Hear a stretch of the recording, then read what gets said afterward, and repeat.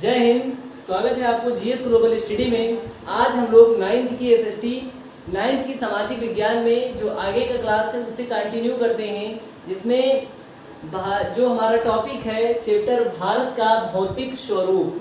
ठीक, इसमें 2 लेक्चर हो चुका है, जिसमें 2 टॉपिक को हम लोगों ने जो 2 बड़े टॉपिक थे उसको पढ़ चुके हैं, जिसमें भारत का भौतिक स्वरूप यानी भारत को भौतिक प्रदेशों में डिवाइड करके इसका अध्ययन करना था। ठीक, तो भारत को 6 भौतिक प्रदेशों में डिवाइड किया गया था।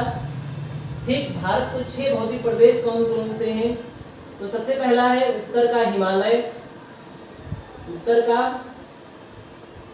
हिमालय, फिर उत्तर का विशाल मैदान, उत्तर का विशाल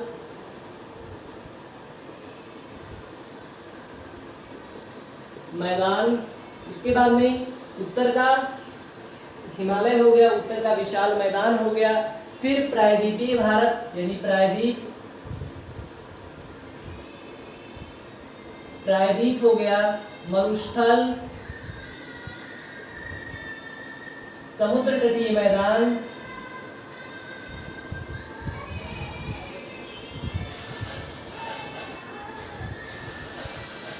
समुद्र तटीय मैदान, और लास्ट का जो इसमें द्वीप समूह, द्वीप समूह। भारत को इन 6 भागों में बांट के अध्ययन करना है। ठीक, ये भौतिक विभाजन है। भारत का जो भौतिक स्वरूप है वो इसका अध्ययन हम 6 भागों में डिवाइड करके करेंगे। ठीक, जिसमें सबसे बड़ा टॉपिक इसमें था उत्तर भारत का हिमालय, इसको भी कंप्लीट कर लिया गया है। उत्तर भारत यानी हिमालय से या भारत की कोई भी पर्वत, कोई भी पहाड़ से अगर क्वेश्चन आएगा तो वो नहीं छूटेगा, कंप्लीट इसमें यहाँ पर पढ़ लिया गया है। ठीक, तो हिमालय के साथ साथ भारत में जितने भी पर्वत, पहाड़, चोटियाँ हैं सब यहाँ पर पढ़ा गया, जो परीक्षा की दृष्टि से इम्पोर्टेंट है। ठीक, उसके बाद उत्तर भारत का हिमालय, उत्तर भारत के हिमालय के बाद में जो दूसरा टॉपिक था उत्तर का विशाल मैदान, इसको भी कंप्लीट कर लिया गया है। अब जो आज हम लोगों को पढ़ना है वो है प्रायद्वीप। ठीक, प्रायद्वीप के बाद में फिर मरुस्थल, ये सारे के सारे छोटे छोटे टॉपिक हैं, तो ये एक वीडियो में इसको कंप्लीट करने का प्रयास करेंगे। ठीक, पूरा देखना, और ये नहीं कि आज वाला यहीं से देखो, ये वाला भी जब ये वाला देखेंगे तभी ये वाला समझ में आएगा, जब ये वाला देखेंगे तभी ये सारा समझ में आएगा। ठीक, क्योंकि कहीं ना कहीं ये एक दूसरे से लिंक है। ठीक, क्योंकि भारत का मैप में हम पहले हिमालय को दिखाए, फिर हिमालय के बाद में जस्ट विशाल मैदान दिखाए।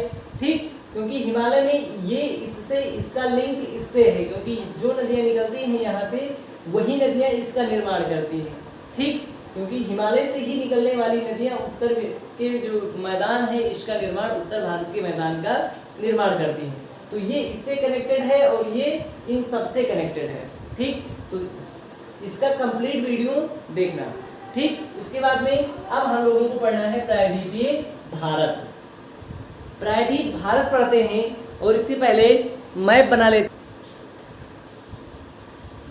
तो हम देखते हैं अब मैप में, तो मैप में सबसे पहले देखते हैं यहाँ पर, क्योंकि इसके साथ साथ इसको भी थोड़ा सा देखते हैं, जल्दी जल्दी रिवीजन करते हैं। तो यहाँ पर जो ये उत्तर इधर हिमालय है। ठीक, हिमालय के बाद में फिर हिमालय की 4 श्रेणियाँ हो गई।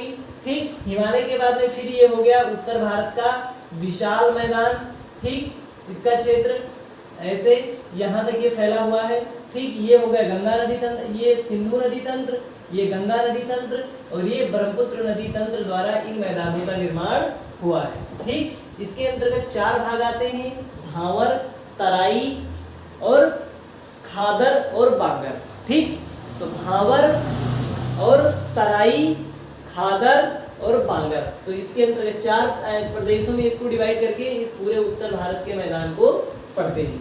ठीक, अब इसी क्रम में देखते हैं भारत में यानी प्रायद्वीपीय पठार। ठीक, जो अच्छा प्रायद्वीप भारत किसे कहते हैं? सबसे पहले शब्द आता है कि प्रायद्वीप किसे कहते हैं।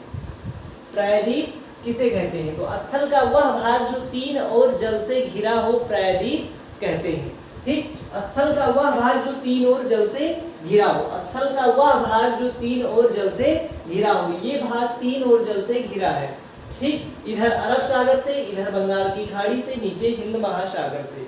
ठीक, तो ये वाला भाग हमारा, जो ये वाला भाग है भारत का दक्षिण वाला भाग, ये तीन ओर जल से घिरा हुआ है, इसलिए इसको प्रायद्वीपीय भारत भी कहते हैं। उसका कारण ये है कि ये तीन ओर जल से घिरा हुआ है, इधर से अरब सागर, इधर से बंगाल की खाड़ी और इधर से हिंद महासागर से। ठीक, अब इस प्रायद्वीपीय भाग को हम दो भागों में बांट के इसका अध्ययन करेंगे। ठीक, तो इसके पहले एक अध्ययन इसका यहाँ से इस वाले क्षेत्र में बांट के करेंगे, इसको बोलते हैं मध्य उच्च भूमि। ठीक, इसको क्या बोलते हैं? मध्य उच्च भूमि। और इसका अध्ययन करेंगे, ये है दक्कन का पठार। ठीक, तो इसके दो भागों में इसको बांट के इसका अध्ययन करेंगे। मध्य उच्च भूमि, यहाँ पर लिख देते हैं मध्य उच्च भूमि। ठीक, और ये हो गया दक्कन का पठार। तो ये हो गया मध्य उच्च भूमि, दक्कन का पठार। ठीक, अब इसमें देखते हैं कि ये क्षेत्र कहाँ-कहाँ पर आता है और इसका क्षेत्र कहाँ-कहाँ पर आता है। ठीक, तो सबसे पहले मध्य उच्च भूमि देखते हैं। मध्य उच्च भूमि, ये यहाँ पर मालवा का पठार। ठीक, मालवा के पठार से लेकर इसके अंतर्गत जो शामिल है, मालवा का पठार, बुंदेलखंड का पठार और फिर बघेलखंड का पठार, इसमें तीन पठार को शामिल करके, और यहाँ पर छोटा नागपुर का पठार जो इन दोनों के क्षेत्र में आता है। ठीक, तो इधर मालवा का पठार, बुंदेलखंड का पठार और फिर बघेलखंड का पठार, छोटा नागपुर के पठार से लेकर इधर कुछ हिस्सा राजस्थान में मिलते हुए, यानी कुछ हिस्सा राजस्थान में इधर स्पर्श करती हुई, इधर जो विंध्य श्रेणी है हमारी, विंध्य श्रेणी, जब इसमें पर्वत बताए थे तो इसमें विंध्य और सतपुड़ा पहाड़ियां बताए थे, और उसके बीच से एक नदी निकलती है, नर्मदा नदी। ठीक, तो इधर से मान लो ये नर्मदा नदी निकलती है। ठीक, अमरकंटक से यहाँ पर हो गया विंध्य श्रेणी और यहाँ पर हो गया सतपुड़ा। ठीक, तो सतपुड़ा के नीचे इधर तो दक्कन का आएगा, लेकिन सतपुड़ा से ऊपर यानी इस वाले पूरे क्षेत्र में इधर विंध्य हो गया। ठीक, इधर मालवा का पठार और फिर बघेलखंड का पठार और बुंदेलखंड का पठार। ठीक, कुछ हिस्सा इसका छोटा नागपुर तो पठार का सम्मिलित रूप, इसे मध्य उच्च भूमि के नाम से जाना जाता है। ठीक, यहाँ पर कई सारी नदियाँ निकलती हैं, जिसमें सबसे इसमें जो मुख्य नदियाँ हैं, इसमें केन बेतवा। ठीक, केन बेतवा, ये दो नदियाँ फेमस हैं, और ये केन और बेतवा फेमस इसलिए है क्योंकि ये केन और बेतवा नदियाँ यहाँ से निकलकर यहाँ जाके गंगा नदी में मिलती हैं। ठीक, ये यमुना की सहायक नदियाँ हैं, तो यमुना नदी जाके गंगा नदी में मिलती है, गंगा नदी में प्रयागराज में जाके मिलती है। वही तो प्रयाग जो जाके संगम होता है, जो संगम होता है वो गंगा और यमुना नदियों का मिलन होता है। ठीक, उसी को संगम बोलते हैं। ठीक, तो वो कहाँ पर होता है? तो वो प्रयाग में होता है। ठीक, लेकिन इसकी जो सहायक नदियाँ हैं केन और बेतवा, ये मध्य प्रदेश और उत्तर प्रदेश में सम्मिलित रूप से यानी बहती हैं, इधर से इधर की ओर। ठीक, तो इसीलिए मध्य प्रदेश और उत्तर प्रदेश के बीच में एक जो है परियोजना चलाई जा रही है, केन बेतवा लिंक परियोजना। ठीक, यहाँ पर एग्जाम में पूछता है कि केन बेतवा लिंक परियोजना किन दो राज्यों के मध्य है? ऑप्शन बी पे रहेगा उत्तर प्रदेश और मध्य प्रदेश। ठीक, तो ऑप्शन बी पे रहेगा उत्तर प्रदेश और मध्य प्रदेश के बीच में केन बेतवा लिंक परियोजना चलाई जाती है। ठीक, उसके बाद में ये पूरा मध्य उच्च भूमि के नाम से इसको जाना जाता है। ठीक, अब उसके बाद में फिर आते हैं दक्कन का पठार। ठीक, अब दक्कन के पठार में आएंगे तो दक्कन के पठार का निर्माण ज्वालामुखी के फटने से हुआ है। ठीक, ज्वालामुखी के उद्गार से इस दक्कन के पठार का निर्माण हुआ है। यहाँ पर देखते हैं, यहाँ पर क्योंकि ये दक्कन का पठार है। ठीक, दक्कन के पठार को इधर महाराष्ट्र का पठार भी कहते हैं, इस महाराष्ट्र का पठार भी कहते हैं इसे महाराष्ट्र का पठार। और ये दक्कन का पठार का जो मुख्य सीमा है, यानी ज्यादातर क्षेत्र ये महाराष्ट्र और कर्नाटक में इसका विस्तार है। ठीक, इसका निर्माण कैसे हुआ, तो मुंबई में, यानी यहाँ मुंबई के आगे समुद्र में यानी अरब सागर में एक स्थान है मुंबई हाई। ठीक, मुंबई हाई, यहाँ पर पेट्रोलियम मिलता है। भारत में पेट्रोलियम कहाँ पर मिलता है, वैसे मिलते तो बहुत जगह पर हैं, इधर असम में मिलते हैं, इधर राजस्थान में भी मिलते हैं, लेकिन ये मुंबई हाई जो है ये पेट्रोलियम के लिए प्रसिद्ध है। एग्जाम में आता है क्वेश्चन कि मुंबई हाई किसके लिए प्रसिद्ध है। ठीक, तो मुंबई हाई प्रसिद्ध है पेट्रोलियम के लिए, यहाँ पर पेट्रोल मिलता है। तो यहाँ पर एक भूवैज्ञानिक अनुमान के आधार पर यहाँ पर अनुमान लगाते हैं कि यहाँ पर लाखों वर्ष पहले यहाँ पर एक ज्वालामुखी का विस्फोट हुआ था। ठीक, ज्वालामुखी का यहाँ पर विस्फोट हुआ, तो यहाँ से जब ज्वालामुखी निकला तो बहुत ढेर सारा लावा और मैग्मा ऊपर की ओर उड़ा। तो कुछ लावा जो है इधर की ओर गए, ठीक, और कुछ लावा इधर की ओर गए। जो लावा फटके, यानी जो मैग्मा और लावा फटके इधर की ओर गया, यानी इस स्थल वाले भाग पे गिरा, तो यहाँ पूरे के पूरे क्षेत्र में फैल गया। ठीक, इसलिए यहाँ की पूरी मिट्टी काली हो गई। ठीक, तो अगर वही कल मिट्टी वाला चैप्टर बताए थे, तो उस मिट्टी वाले चैप्टर में ये है कि यहाँ पर काली मिट्टी पाई जाती है। ठीक, काली मिट्टी यहाँ पर ज्वालामुखी उद्गार के कारण ही इस क्षेत्र की मिट्टी काली पाई जाती है यहाँ पर। तो जो लावा यहाँ गया तो यहाँ बहुत ढेर सारे जीव जंतु दब के यहीं पर मर गए। जब बहुत सारे जीव जंतु यहीं पर समुद्र के अंदर जीव जंतु दब के मर गए, तो उसी जीव जंतुओं का अवशेष आज हम लोगों को पेट्रोल के रूप में मुंबई हाई से प्राप्त होता है। ठीक, लेकिन यहाँ पर क्या हुआ कि यहाँ पर पूरी की पूरी मिट्टी पे ये जो है आग फैल गया, और आग जब पूरी की पूरी मिट्टी पे फैल गया तो ये धीरे धीरे जो है काला हो गया, और काला होने के बाद में फिर धीरे धीरे ये जो ठंडा होने लगा, और ठंडा होने के बाद में फिर ये फैल गया, और फैलने के बाद फिर इसमें अपक्षय की प्रक्रिया प्रारंभ हुई। अपक्षय और अपर्दन दोनों प्रारंभ हुई। अपक्षय किसे कहते हैं और अपर्दन किसे कहते हैं? अपक्षय चट्टानों का अपने ही स्थान पे टूट के रह जाना अपक्षय कहलाता है, और वही टूटा हुआ चट्टान अपने स्थान से एक स्थान से दूसरे स्थान पर स्थानांतरित हो जाए तो उसे अपर्दन कहते हैं। यानी अगर टूट के रह गया तो अपक्षय, टूट के अगर उड़ गया तो या बह गया तो अपर्दन। अब वह अपर्दन कई कारण से हो सकते हैं, इसके लिए भौतिक कारक भी होते हैं और मानवीय कारक भी होते हैं। ठीक, भौतिक कारक में जल से भी बह सकता है, वायु से भी उड़ सकता है। ठीक, मानवीय कारक में भी बहुत सारे कारक हो सकते हैं। ठीक, तो यहाँ पर ये चट्टानों में अपक्षय और अपर्दन की प्रक्रिया प्रारंभ हुई, और इन चट्टानों को धीरे धीरे इस क्षेत्र में फैल गया। ठीक, तो इसे दक्कन के पठार का निर्माण हुआ। ठीक, और यहीं पर इसी के से मिलता जुलता यहाँ पर भी कुछ मिट्टी पाई जाती है मेघालय में। ठीक, मेघालय में जब पाई जाती है तो यहाँ पर इसे स्थानीय रूप से मेघालय यानी कार्बी एंगलोंग पठार तथा कार्बी, यहाँ पर कार्बी एंगलोंग पठार के नाम से भी जानते हैं। कार्बी एंगलोंग पठार के नाम से किसे जाना जाता है? तो दक्कन की पठार जैसा ही ये पठार मेघालय में पाया जाता है, और मेघालय यहाँ पर जो पठार पाया जाता है इसे मेघालय के पठार के नाम से भी जाना जाता है। जो मेघालय का पठार है इसके गुण यहाँ पर मिलते हैं। ठीक, इसको कार्बी एंगलोंग के पठार के नाम से भी जाना जाता है।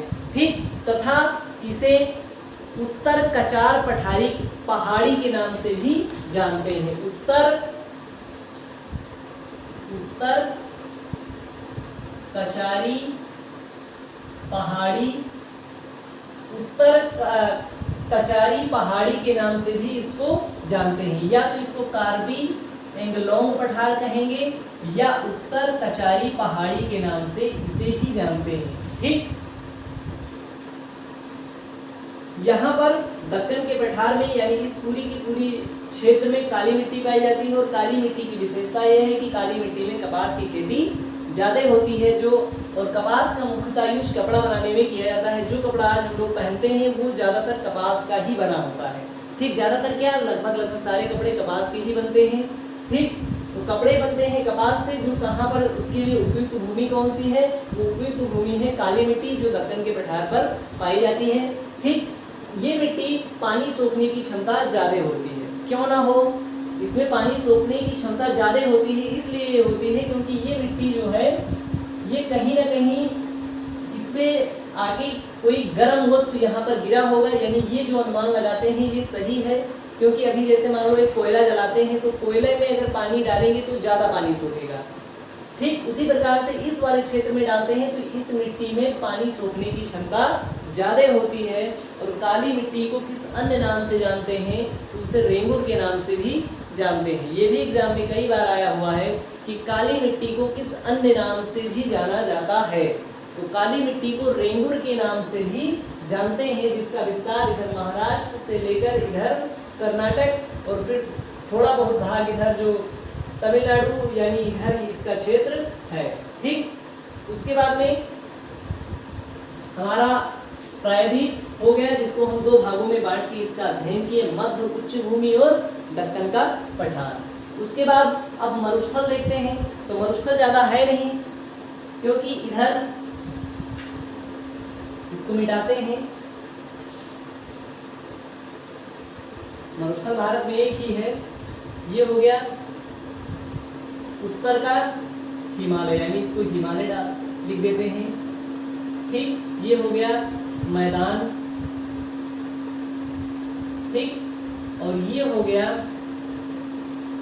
अब इसका सम्मिलित रूप लेते हैं, सम्मिलित रूप ये हो गया इधर इतना वाला भाग, ये हो गया मध्य, इसको मध्य उच्च भूमि लिखने से बेहतर है यहाँ पर लिख देते हैं प्रायद्वीप। प्रायद्वीप के दो भाग थे, कौन कौन से, मध्य उच्च भूमि और दक्कन का पठार, ठीक। अब उसके बाद में आते हैं यहाँ पर, हाँ इधर मरुस्थल पढ़ना है तो मरुस्थल का विस्तार कहाँ पर है, तो मरुस्थल का विस्तार यहाँ पर राजस्थान में है, इस वाले क्षेत्र में, ठीक। इतने क्षेत्र में मरुस्थल का विस्तार पाया जाता है। लेकिन अब हम लोगों को यहाँ पाकिस्तान वाला मरुस्थल थोड़ी पढ़ना है, केवल भारत का पढ़ना है, तो हम लोगों को केवल और केवल इतना ही मरुस्थल पढ़ना है, ठीक। ये थार का मरुस्थल है, ठीक। इस मरुस्थल में मरुस्थल की विशेषता देख लेते हैं, तो मरुस्थल में यहाँ पर बहुत छोटे छोटे पेड़ पौधे पाए जाते हैं। उसका कारण ये है कि यहाँ पर जल की कमी होती है, ठीक। यहाँ पर अत्यधिक शुष्कता के कारण यहाँ की मिट्टी में नमी नहीं होती है, और मिट्टी फिर जो जब शुष्कता उसमें ज़्यादा शुष्कता होती है तो मिट्टी में नमी खत्म हो जाती है, तो वह मिट्टी जो है तो यहाँ पर रेत का रूप धारण कर लेती है, और रेत का यहाँ पर जब ये रेत का रूप धारण कर लेती है तो फिर उसके बाद में ये एक स्थान से दूसरे स्थान पर वायु द्वारा स्थानांतरित होती रहती है, यानी अपरदन की प्रक्रिया यहाँ पर ज़्यादा होती है, वो भी वायु के द्वारा, ठीक। यहाँ पर इसकी विशेषता, यहाँ पर जो पेड़ पौधे पाए जाते हैं वो बहुत छोटे छोटे पाए जाते हैं और कटीले पेड़ पौधे पाए जाते हैं। उसका कारण ये है कि यहाँ पर पानी की अत्यधिक कमी है।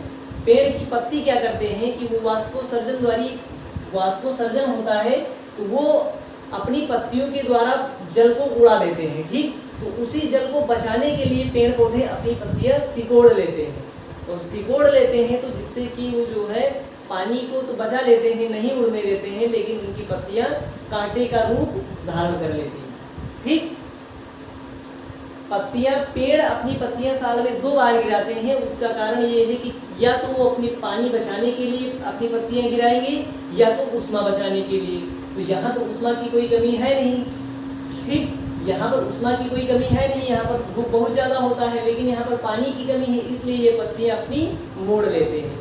जो यहाँ उत्तर भारत में या जो मैदानी क्षेत्र में जो पेड़ होते हैं, ये साल में 2 बार पत्तियाँ अपना गिराते हैं, ठीक। एक मार्च में, लगभग मार्च के आसपास पत्तियाँ गिराते हैं, और एक दिसंबर के आसपास अपनी पत्तियाँ गिराते हैं। दिसंबर में गिराते हैं उष्मा बचाने के लिए, मार्च में गिराते हैं ये पानी बचाने के लिए, क्योंकि आगे फिर मार्च के बाद अप्रैल मई जो यहाँ पर बहुत भयंकर गर्मी होती है मई जून में, तो इसलिए अपनी पानी बचाने के लिए मार्च में अपनी पत्तियां गिराते हैं, और फिर दिसंबर में गिराते हैं उष्मा बचाने के लिए, ठीक। मरुस्थल भी हो गया। मरुस्थल कोई खास नहीं है, इसमें एग्जाम में मरुस्थल से संबंधित कोई क्वेश्चन नहीं आता है, बस केवल यही आता है कि यहाँ के पेड़ किस प्रकार के पेड़ पौधे पाए जाते हैं। तो यहाँ पर वृक्ष का आकार जो होगा छोटा होगा, पत्तियां नुकीली होंगी, ठीक, बस इतना ही आता है। और भारत का जो फेमस मरुस्थल है वो थार का मरुस्थल के नाम से जाना जाता है, ठीक। उसके बाद में अगला है समुद्र तटीय मैदान। ये इंपॉर्टेंट है समुद्र तटीय मैदान। तो भारत में जो भारत के जो तटीय इलाके हैं यहाँ, यानी कच्छ के रण से लेकर, यानी यहाँ पर गुजरात के कच्छ के रण से लेकर पश्चिम बंगाल तक के जो ये तटीय क्षेत्र हैं, इन तटीय क्षेत्रों के बीच में जो मैदान है उस मैदान को यहाँ पे पढ़ना है। ठीक, जो टोटल लंबाई है यहाँ से यहाँ तक की वो है 6100 किलोमीटर। तो 6100 किलोमीटर यानी 6100 किलोमीटर की लंबाई में जितने यहाँ पर मैदान होंगे उनको पढ़ना है। ठीक, ये भारत की मुख्य भूमि की जलीय सीमा की लंबाई है जो पिछली कक्षा में पढ़ चुके हैं। ठीक, और ये भी पढ़ा होगा कि भारत की कुल जलीय सीमा की लंबाई कितनी है। ठीक, लेकिन यहाँ पर मुख्य भूमि की जलीय सीमा की लंबाई 6100 किलोमीटर है और यहाँ से लेकर यहाँ तक कितने तटीय मैदान आते हैं उन सब के बारे में पढ़ना है। लेकिन उससे पहले इसको दो भागों में बांट के अध्ययन करेंगे तो ज़्यादा सही रहेगा। ठीक, इसको दो भागों में बांटेंगे। इधर वाले भाग को पश्चिमी घाट बोलते हैं, इधर वाले घाट को पूर्वी घाट बोलते हैं। ठीक, अभी ये पश्चिम में है तो इसलिए इसको पश्चिमी घाट बोलते हैं, ये पूर्व में है तो इसलिए इसको पूर्वी घाट बोलते हैं। ठीक, तो यहाँ पर मान लेते हैं एकदम बीच वाला क्षेत्र। ठीक, इधर से यहाँ वाला क्षेत्र हो गया पश्चिमी घाट, यहाँ वाला पूर्वी घाट। इधर है अरब सागर, अरब सागर। ठीक, अब यहाँ पर देखते हैं समुद्र तटीय मैदान के बारे में कि कौन से समुद्र तटीय मैदान कहाँ से कहाँ तक है। ठीक, तो यहाँ सबसे पहले कच्छ से लेकर यहाँ पर, कच्छ से लेकर यहाँ। ठीक, यहाँ कौन सा क्षेत्र है तो दमन। ठीक, कच्छ से लेकर दमन तक,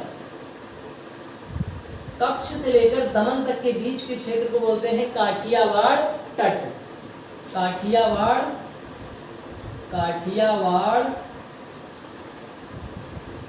तट, यानी यहां से लेकर यहां तक, कच्छ के रण से लेकर दमन तक के बीच के क्षेत्र को बोलते हैं काठियावाड़ तट।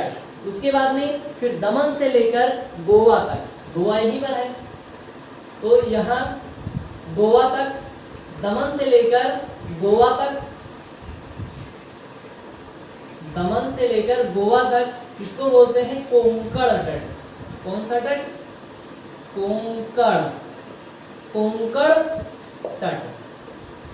दमन से लेकर गोवा के बीच के क्षेत्र को बोलते हैं कोंकण तट। कच्छ के रण से लेकर दमन के बीच के क्षेत्र को बोलते हैं काठियावाड़ तट। ठीक, अब देखते हैं गोवा से लेकर और मंगलोर तक। गोवा से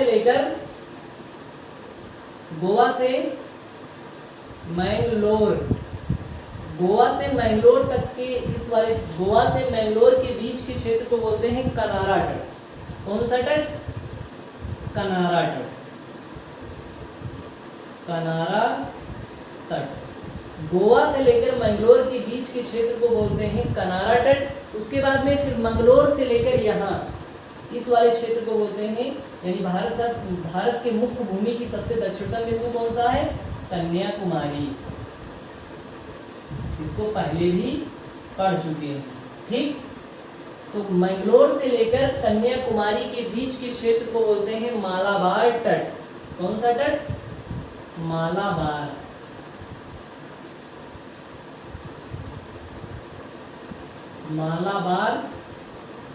मालाबार तट। तो ये कन्याकुमारी है। ठीक, दिख नहीं रहा होगा लेकिन चलो इसको ऊपर लिख देते हैं। इधर कन्याकुमारी, चलो यहीं पर लिखते हैं कन्याकुमारी। ठीक, कन्याकुमारी, मंगलोर से कन्याकुमारी के बीच के क्षेत्र को बोलते हैं मालाबार तट। उसके बाद में फिर अब देखते हैं यही कन्याकुमारी से इधर पूर्वी घाट की ओर चलते हैं। तो कन्याकुमारी से लेकर पुलिकट झील, यहाँ पर एक झील है पुलिकट झील। ठीक, जो चेन्नई में स्थित है। ठीक, पुलिकट झील कहाँ पर है? चेन्नई में। तो यहाँ पर पुलिकट झील,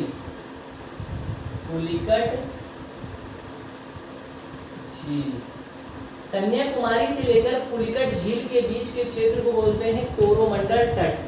कौन सा? कोरोमंडल कोरोमंडल तट।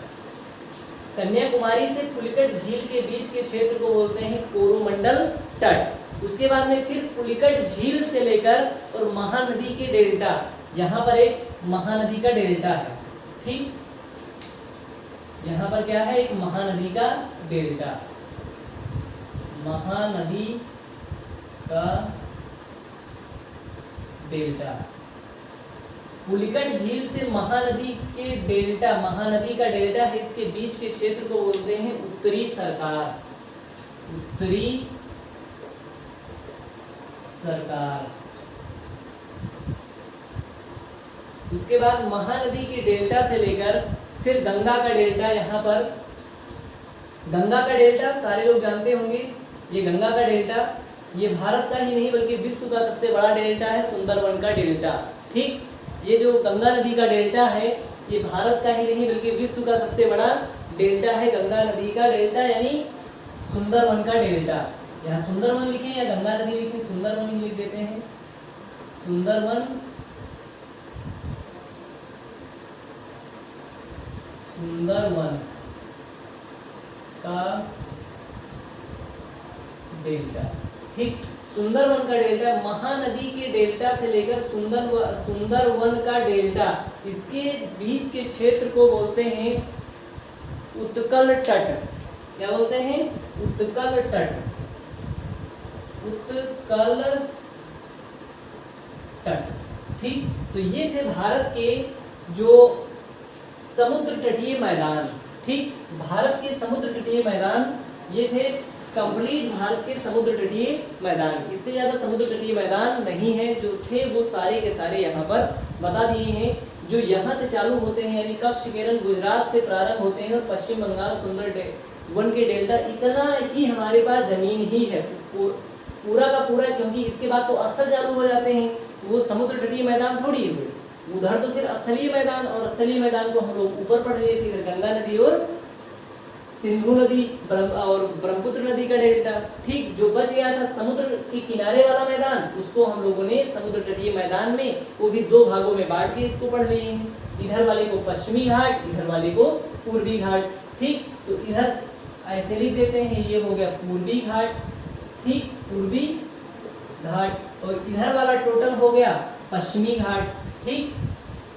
अब वापस इसको देखते हैं एक बार, कच्छ के रंग से लेकर दमन तक के बीच वाले क्षेत्र को बोलते हैं काठियावाड़ का तट, फिर दमन से लेकर गोवा के बीच के क्षेत्र को कोंकण तट कहते हैं, ठीक। उसके बाद में फिर गोवा से मंगलोर के बीच के क्षेत्र को कनारा तट कहते हैं, मंगलोर से कन्याकुमारी के बीच के क्षेत्र को मालाबार तट कहते हैं, फिर कन्याकुमारी से पुलिकट झील के बीच के क्षेत्र को कोरोमंडल तट कहते हैं, ठीक। उसके बाद पुलिकट झील से महानदी का डेल्टा के बीच के क्षेत्र को उत्तरी सरकार कहते हैं, महानदी के डेल्टा से सुंदरवन के डेल्टा के बीच के क्षेत्र को उत्कल तट के नाम से जाना जाता है, ठीक। तो ये थे भारत के समुद्र तटीय मैदान, ठीक। अब उसके बाद में जो हमारा लास्ट टॉपिक बचा है वो है भारत द्वीप, ठीक, द्वीप, भारत के प्रमुख द्वीप, ठीक। तो भारत के प्रमुख द्वीपों को यहाँ पर पढ़ना है, तो इसको मिटाते हैं, उसके बाद फिर मैप पे ही देखते हैं भारत के प्रमुख द्वीप।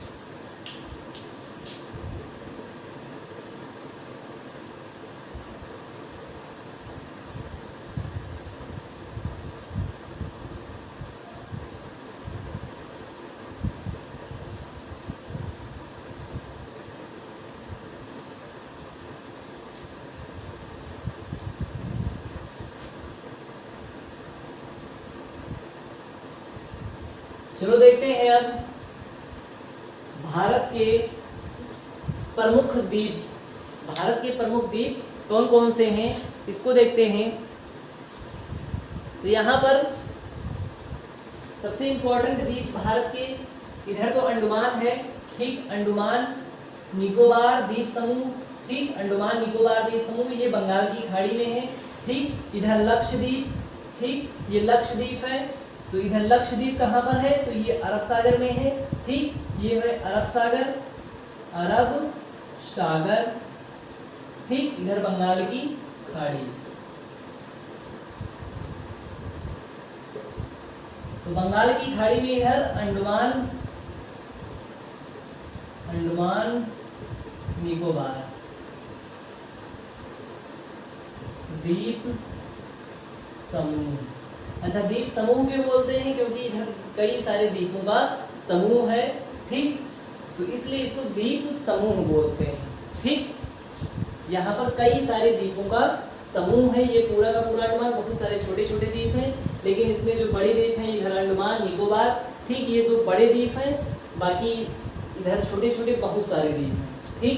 इधर लक्षद्वीप, यहाँ भी लक्षद्वीप में भी बहुत सारे लक्षद्वीप समूह बोलते हैं, क्योंकि यहाँ पर भी बहुत सारे द्वीपों का समूह है, लेकिन यहाँ पर जो केवल 11 द्वीप ऐसे हैं जिसपे केवल जनसंख्या रहती है, बाकी जो अन्य द्वीप है उस पर जनसंख्या नहीं रहती है, और कुछ द्वीप ऐसे भी हैं जहाँ पर जो आदिवासी रहते हैं, ठीक, तो वहाँ यहाँ केवल 11 द्वीप पे ही मनुष्य, यानी मनुष्य तो सब पे रहते हैं, लेकिन वहाँ पर जनसंख्या रहती है जो सब जनसंख्या है, बाकी जो जनजातीय रहती हैं वो वहाँ पर जाना खतरों से खाली नहीं है, क्योंकि जनजातीय क्षेत्र में वो अभी हमारे समाज से काफ़ी पीछे हैं, ठीक, जो यहाँ की अन्य जनजातियाँ हैं।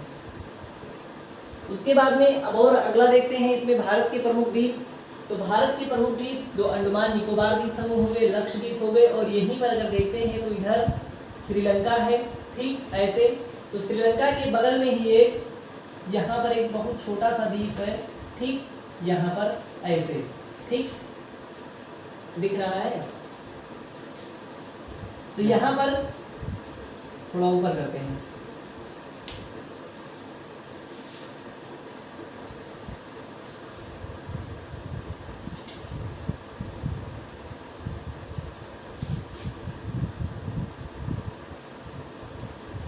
अब श्रीलंका है यहाँ पर, ठीक, अंडमान निकोबार हो गया, ठीक। तो श्रीलंका की इधर ही एक बहुत ही फेमस द्वीप है, ठीक, थुम्बा द्वीप। थुम्बा द्वीप इसलिए इम्पोर्टेंट है, यहाँ पर लिख देते हैं थुम्बा द्वीप। थुम्बा द्वीप ये इम्पोर्टेंट है, बहुत इम्पोर्टेंट है, क्योंकि ये भारत का पहला रॉकेट प्रक्षेपण थुम्बा द्वीप से ही हुआ था। एग्जाम में पूछ सकता है कि भारत में पहला रॉकेट प्रक्षेपण किस द्वीप से हुआ था, तो सबसे पहली बार जो रॉकेट प्रक्षेपण किया गया था वो थुम्बा द्वीप से ही किया गया था, ठीक। उसके बाद में यहाँ पर एक द्वीप है, ठीक, इधर उड़ीसा में चांदीपुर के बगल व्हीलर द्वीप, ठीक, व्हीलर द्वीप, जिसका अभी नाम बदल के डॉक्टर APJ अब्दुल कलाम द्वीप कर दिया गया है, ठीक। ऐसे भी एग्जाम में पूछ सकता है किस द्वीप का नाम बदल के डॉक्टर APJ अब्दुल कलाम द्वीप कर दिया गया है, तो व्हीलर द्वीप का नाम बदलकर डॉक्टर APJ अब्दुल कलाम द्वीप कर दिया गया है। DRDO एक संगठन सुना होगा, DRDO, ठीक, DRDO की जितनी भी गतिविधि होती है, यहाँ पर जितने भी मिसाइलों का परीक्षण किया जाना है या जितने भी हथियार का परीक्षण किया जाना है, वो सारा का सारा परीक्षण कहाँ पर होता है, वो यहाँ व्हीलर द्वीप से होता है, यानी डॉक्टर APJ अब्दुल कलाम द्वीप से होता है। अभी यहाँ पर व्हीलर द्वीप ना लिख के यहाँ पर डॉक्टर APJ अब्दुल कलाम द्वीप लिख सकते हैं, ठीक, क्योंकि अभी इसका नाम बदल गया है। उसके बाद में इसमें यहाँ एक और बहुत ही फेमस द्वीप है, ठीक, इधर यहाँ पर श्रीहरिकोटा अंतरिक्ष, श्रीहरिकोटा द्वीप, जितने भी इसरो की गतिविधि हैं, जितने भी इसरो की गतिविधि हैं वो सारे के सारे कहाँ से होते हैं, श्रीहरिकोटा, ठीक। इसका भी नाम बदला गया है अभी, और इसका नाम बदल के क्या कर दिया गया है, सतीश धवन प्रक्षेपण केंद्र, ठीक, सतीश धवन प्रक्षेपण केंद्र। ठीक, सतीश धवन प्रक्षेपण केंद्र, किसका नाम बदलकर श्रीहरिकोटा द्वीप का नाम बदलकर अभी जो है श्री सतीश धवन प्रक्षेपण केंद्र कर दिया गया है। इसरो की जितनी भी जो गतिविधियां होती हैं वो सारी की सारी इसी द्वीप से किया जाता है। जैसे अभी प्रेजेंट टाइम में अभी 2-3 दिन पहले चंद्रयान 3 लॉन्च किया गया है। तो चंद्रयान 3 कहाँ से लॉन्च किया गया है? श्रीहरिकोटा द्वीप से। ठीक, यहीं से ये लॉन्च किया गया है। इसरो की जितनी भी गतिविधियां होती हैं सब यहीं से होती हैं। ठीक, अभी चाहे चंद्रयान 1 हो, 2 हो, 3 हो, या जितनी भी गतिविधियां होती हैं वो सारी की सारी अगर इसरो से संबंधित है तो वो श्रीहरिकोटा द्वीप से ही होगा। ठीक, और जितनी भी DRDO की गतिविधियां होंगी, जितने भी मिसाइल और हथियार इसका परीक्षण किया जाना है तो वो DRDO से होगा। ठीक, तो ये थे भारत के मुख्य द्वीप। ठीक, वैसे भी भारत में तो बहुत सारे द्वीप है, लेकिन ये हैं इतने इंपॉर्टेंट द्वीप। इधर अंडमान निकोबार द्वीप समूह हो गया, फिर इधर लक्षद्वीप हो गया। ठीक, उसके बाद में इधर दमन, दादर नगर हवेली, दमन व दीव, बहुत ढेर सारे हैं, लेकिन वो सब इम्पोर्टेंट नहीं है। इम्पोर्टेंट इसमें ये है क्योंकि ये अभी जो करंट में रहता है और ये जानना बहुत इंपॉर्टेंट है कि इसरो की गतिविधियाँ कहाँ से होती हैं, DRDO की गतिविधियाँ कहाँ से होती हैं, जो नई नई मिसाइलें बनती हैं वो कहाँ से प्रक्षेपण की जाती हैं, कहाँ उसकी टेस्टिंग होती है। तो वो सारी की सारी इधर उड़ीसा के चांदीपुर में व्हीलर द्वीप से, यानी डॉक्टर APJ अब्दुल कलाम द्वीप से, यहीं से यहाँ पर प्रक्षेपण किया जाता है। ठीक, यहाँ पर इसकी समझो मिसाइलों का ट्रेनिंग होता है यहीं से। ठीक, यहाँ से रॉकेट का जो है ट्रेनिंग, यानी रॉकेट अंतरिक्ष में यहीं से भेजे जाते हैं। ठीक, तो ये था हमारा भारत का भौतिक स्वरूप, जिसमें भारत के जो 6 भागों में भारत को बांट के अध्ययन किया जाना था उसमें हम लोगों ने कंप्लीट अध्ययन कर लिया है। फिर भी अगर इसमें कुछ ऐसा लगता है कि कुछ नहीं समझ में आया है या कुछ छूट गया है तो आप कमेंट कर सकते हैं और उसे उस डाउट को क्लियर किया जाएगा। ठीक, तो आज का सेशन हम यहीं पर समाप्त करते हैं। ठीक, जय हिंद।